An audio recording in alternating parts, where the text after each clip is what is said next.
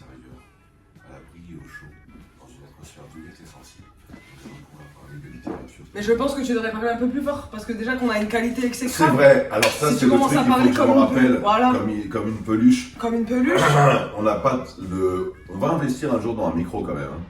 Ouais. On en parle toutes les semaines, on se dit ah ouais mais il faudrait qu'on investisse dans un micro. Et on dit ah ouais, ah, dis donc. Dis donc, Et puis on le fait pas. on le fait pas. Bah alors Bienvenue. aujourd'hui, ouais. Vas-y, c'est Non, mais ta vas-y. chaîne, c'est ta Non, chaîne. non, c'est vrai, vas-y, on se Et- déj... Ouais. Hey Bienvenue. Ah non, c'est pas ça. Ouais, bonjour. Bonjour. Et ensuite, Bonjour. bienvenue. Bienvenue dans sur, l'épisode 8 de de ce que j'en dis. Alors aujourd'hui, on va forcer un peu la voix. Les voisins vont certainement se poser des questions, mais nous, en tout cas, on va vous offrir le meilleur de notre possible au niveau du son. Je regarde les caméras parce qu'on m'a dit je regarde pas assez la caméra. Maintenant, je regarde la caméra.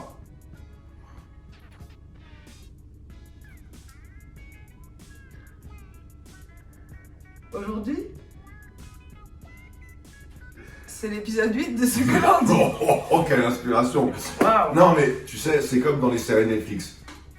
T'as des fois un épisode pourri. Je te dis, mais. Non, mais pourquoi tu dis Non, ça mais c'est vrai. Là, tu prévois que l'épisode soit pourri? Non. Pas du tout, cet épisode va Des être fois, génial. il y a des moins bien, je veux dire, c'est Non, normal. mais le moins bien, c'était la semaine dernière. Ah merde, ah oui, pardon, j'ai dit un gros. Oh mince, flûte. Mince, flûte zut. Ça Non, pestille. cette semaine, ça va être un épisode de folie parce que Non, mais ça va être figurez-vous, bien. En tout cas, il y a des très bons bouquins. j'ai terminé mon livre. Enfin, On le tease depuis au moins l'épisode 3. ouais. Et moi, Ouais, hein. j'en ai pas lu beaucoup, mais j'en ai Mais- lu celui-là. J'en ai lu celui-là. Et il en j'en a ai lu lu celui-là. celui-là. Ouais, donc on comprend. Mais on va en reparler. Guette l'épaisseur du bouquin. C'est- Guette l'épaisseur du bouquin. Il est épais. Il est épais. Vas-y, Alors, bah, je te laisse commencer. Ouais, voilà. Par le Alors, premier que t'as lu, dans l'ordre. Je sais pas comment ça se fait de changer l'ordre. tu vas changer. incroyable. Ce n'est pas grave. Tant que tu remets de C'est un l'ordre dans ta vie, tout va bien. prestidigitateur en fait. Ouais, c'est De ça. fou. Alors en fait là, je suis parti en mode un petit peu plaisanterie et humour, n'est-ce pas? Mais ce livre est très drôle, pas drôle du tout en fait. Pas drôle c'est du ça. tout. C'est ça. C'était pour détendre l'atmosphère avant de parler de sujets très sombres. Exactement. Isabelle Seret, qui est alors la pauvre, elle va même pas pouvoir partager cette vidéo à ses amis parce que ce sont des gens sérieux. Hein. Ce sont des gens sérieux. Voilà. Elle est formatrice et intervenante en sociologie clinique et formée en victimologie appliquée. À se demander pourquoi elle m'aime bien. Mais je sais qu'elle m'aime bien. Elle m'a dit elle aime bien la façon dont je parle de mes lectures. Bah, écoute Isabelle, merci. C'est gentil. Moi j'aime bien ce que tu fais, j'aime bien ce que tu écris. Et ce bouquin, Faire taire le silence, avec un grand sous-titre, Entendre les murmures autour de la prise en charge des violences intrafamiliales à l'égard des enfants. Bon, on a compris, c'est pas un roman humoristique, c'est pas du tout un roman en fait. C'est un bouquin qu'on peut classifier, alors je sais pas si c'est une étude ou un essai, ou en tout cas c'est scientifique, mais alors pas des sciences dures, c'est des sciences humaines. Voilà, en l'occurrence de la sociologie, peut-être de l'anthropologie, je sais pas comment ça s'appelle, mais on parle ici d'un thème qui est pénible, mais dont il faut parler, c'est les violences intrafamiliales et notamment le vécu des enfants qui grandissent dans un foyer violent. Et c'est malheureusement tellement courant et tellement tabou en même temps. Tabou, je ne sais pas si on peut dire tabou, mais on n'en parle pas. Ça ne fait pas partie des sujets de société dont on parle. Il y a justement un silence autour de la question. Tiens, ça me fait penser que la semaine dernière, on parlait du silence de Denis Lehan. Oui, exact. Et là, c'est faire taire le silence, rien à voir avec Denis Lehan. Mais donc, Isabelle Seret, donc elle a cette fonction de donner la parole à des gens qui ne verbalisent pas d'habitude. J'ai lu des bouquins précédents où elle donnait la parole à des auteurs de violence. Et ça, c'était aussi troublant. Non pas qu'on se dise, ah bah oui, les pauvres, du coup, mais on se dit, voilà, il y a des souffrances qui ont besoin d'être dites. Et là, en l'occurrence, alors, pour la petite histoire, elle a fait une étude avec 8 travailleurs sociaux. Okay. Donc des gens qui prennent en charge des enfants en difficulté. qui ont cette particularité d'avoir été eux-mêmes des enfants victimes de violences intrafamiliales et donc qui témoignent de leur parcours. Alors, ça pourrait être excessivement touchant et très pathétique. Alors, le style ne le permet pas, c'est-à-dire que ça reste un bouquin universitaire, quoi. Ouais. Hein, c'est pas un roman, c'est très clinique, mais c'est extrêmement intéressant. On voit qu'on a et je dis on, c'est-à-dire d'une manière générale, la société a d'énormes progrès à faire en fait de prise de conscience et en fait tout simplement de donner la parole aux enfants. Écouter les enfants quand ils parlent. Quand un enfant se plaint de mauvais traitements, ne pas hausser les épaules. Parce qu'on voit qu'il y a plein de trucs du style c'est un petit peu normal, t'es pas le premier, ceci, cela. Et est-ce que c'est si grave, genre faut faire avec, enfin, des trucs pourris quoi. Et on oublie que les enfants ça devient des adultes. Et un enfant qui est pas bien, ça devient un adulte qui est pas bien quoi. Sauf justement s'il décide de s'occuper des autres. Et là il y a peut-être une clé. Il y a peut-être une clé pour plein de gens qui vont pas bien, c'est de s'occuper des autres plutôt que s'occuper de soi, sachant que si de toute façon jamais personne s'occupait de nous, ça va être compliqué de le faire, on sait peut-être pas le faire. Enfin bref, c'est un bouquin qui m'a remué, comme les bouquins d'Isabelle Soré en général. Alors, c'est pas grand public, malheureusement. Le style, c'est vraiment pour des travailleurs sociaux, pour des étudiants, je pense, en sociologie, des personnes qui travaillent sur cette thématique. Ça va les intéresser beaucoup. Et puis les gens qui, en général, s'intéressent aux violences intrafamiliales, ça va les intéresser aussi beaucoup, comme moi. Voilà, donc ça c'était le premier que j'ai lu. Il est chez un petit éditeur, enfin un petit éditeur, je ne connais pas. C'est un éditeur qui s'appelle Academia, c'est un éditeur belge. Isabelle Soré est belge. Et donc c'est bien. On est content que la francophonie aussi puisse être disponible en France parce qu'il y a des belles choses. Voilà, je recommande aux gens qui s'intéressent. Après, comme dit, c'est pas grand public. Quoi. Deuxième livre. Beaucoup plus grand public. Celui-là, pour le coup, hilarant. La vague qui vient de Daniel Faure, édition Inculte. Donc déjà, rien que le nom. Moi, j'aime bien. La couve, tu vas mettre elle est très belle, la couve. Elle est très super belle. Si tu regardes le détail, elle est super belle. L'histoire. Alors l'histoire déjà, le cadre est hyper important, ça se passe sur une île. Et ça c'est immense parce que en fait tous les gens qui connaissent des insulaires, ils vont se dire mais ouais c'est vrai, il a tellement bien cerné la personnalité des personnes qui vivent sur une île. C'est vraiment très intéressant sous ce rapport. Après c'est très drôle, l'histoire. C'est un dessinateur de bande dessinée qui est vraiment au creux de la vague. Faites un rapport avec ça.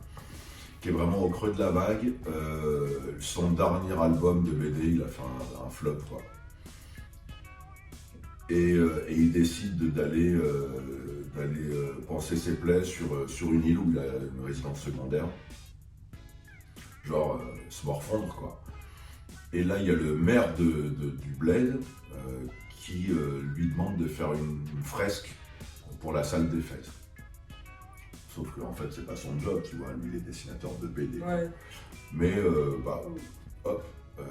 comme il a fait un gros flop, il a pas trop de fric, donc il va essayer quand même, quoi. Et il faut qu'il fasse une fresque qui soit en rapport avec l'identité de l'île. Donc, et il va un petit peu comme ça aller à la rencontre des gens de l'île pour faire une fresque qui leur ressemble. Quoi. Et donc c'est un livre de rencontre, c'est un livre de personnages et c'est un livre très drôle. Quoi. Il y a un humour permanent. C'est-à-dire il n'y a pas forcément des sketchs, des punchlines, des trucs comme ça, mais il y a un humour permanent, c'est très très drôle. C'est-à-dire ça se lie avec le sourire. Ça se lie avec le sourire et parfois des éclats de rire.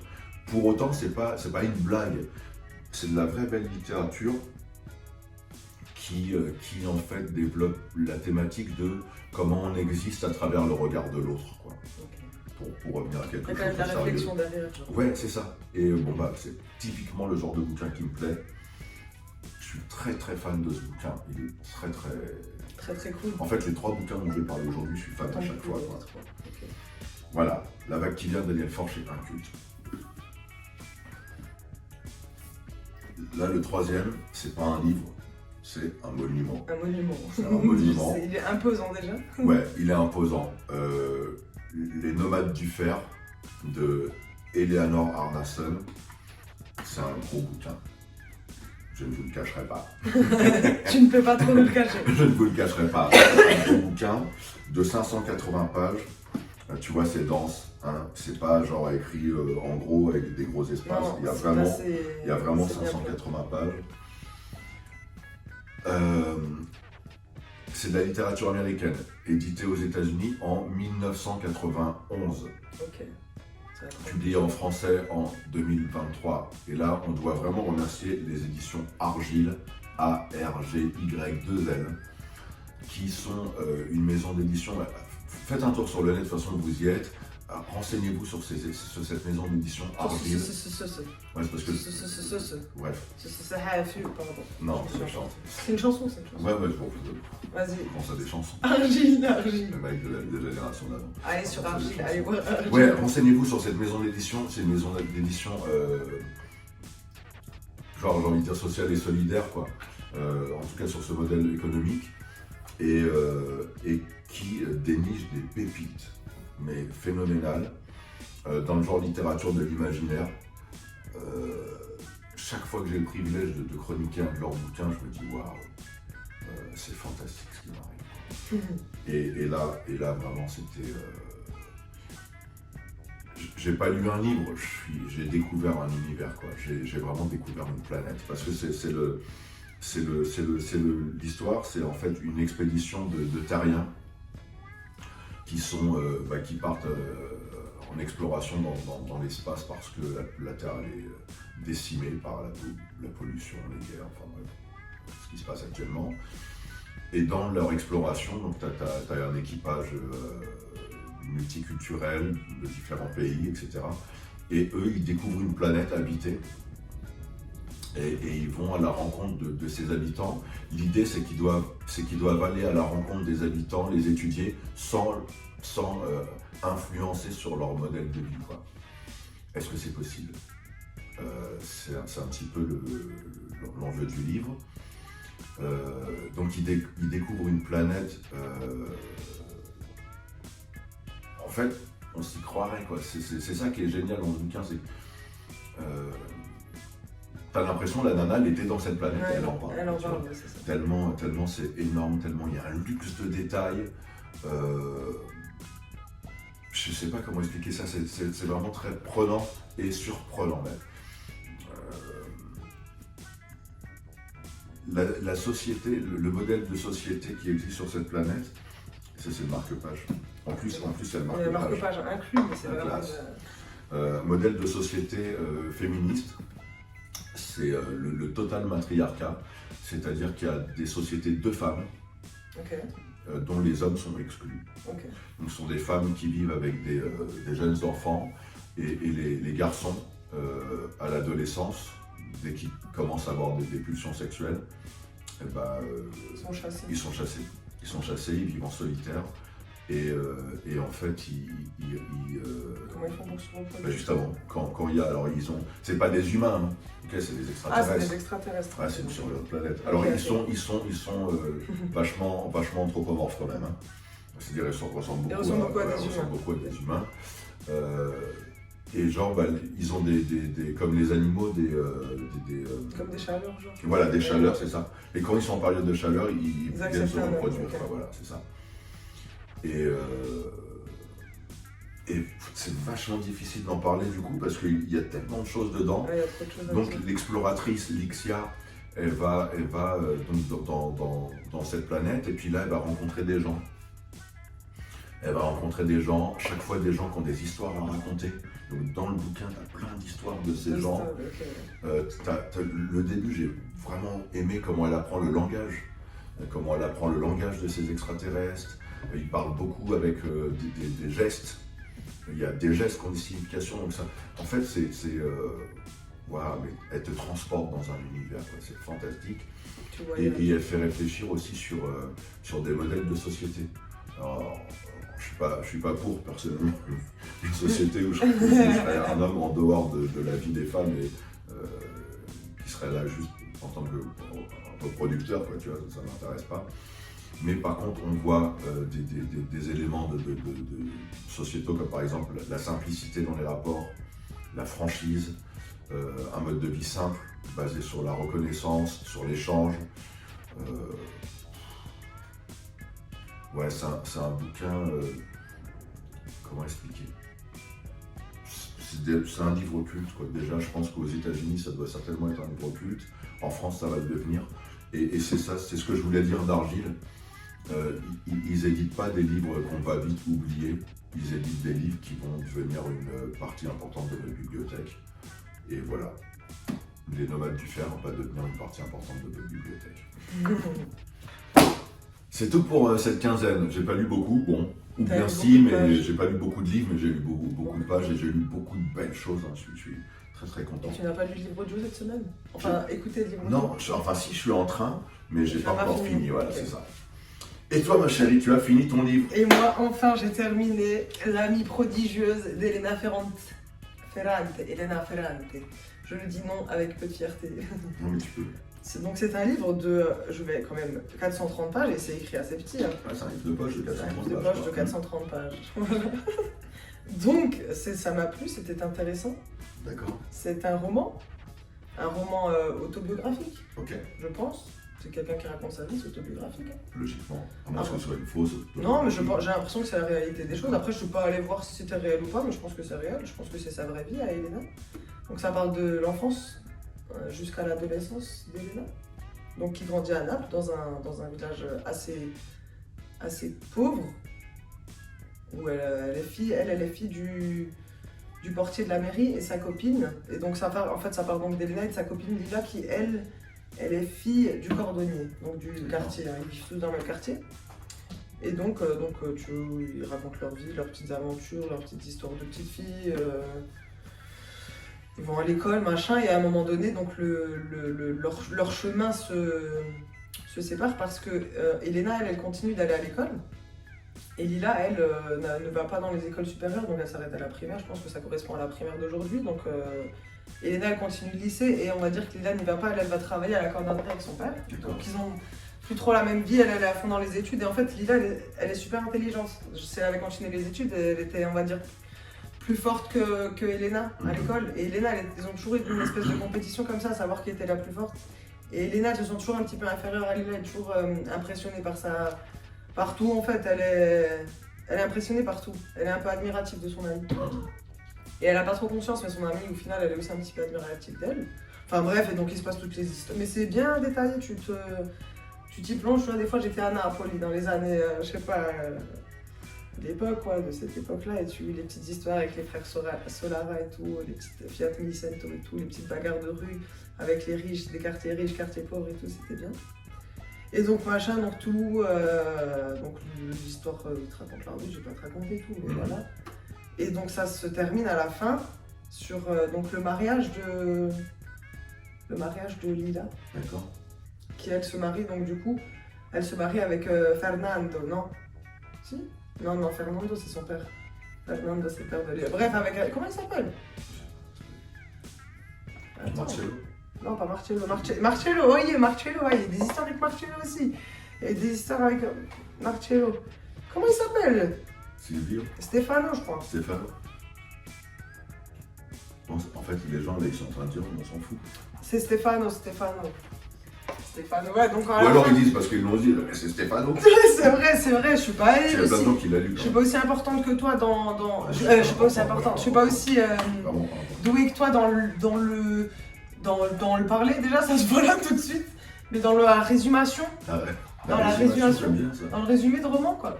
Et donc à la fin, ça se termine sur le mariage de Lila, et je pense qu'à la fin, je suis pas sûre d'avoir compris, mais tu comprends qu'en fait, Lila, en fait, elle a grave glow up, on va dire, en se mariant avec Stefano. Glow up, c'est-à-dire elle a évolué dans la société. Son mari, il est riche et tout, genre, c'est le fils de l'épicier, on va dire, c'est une des familles les plus riches du truc.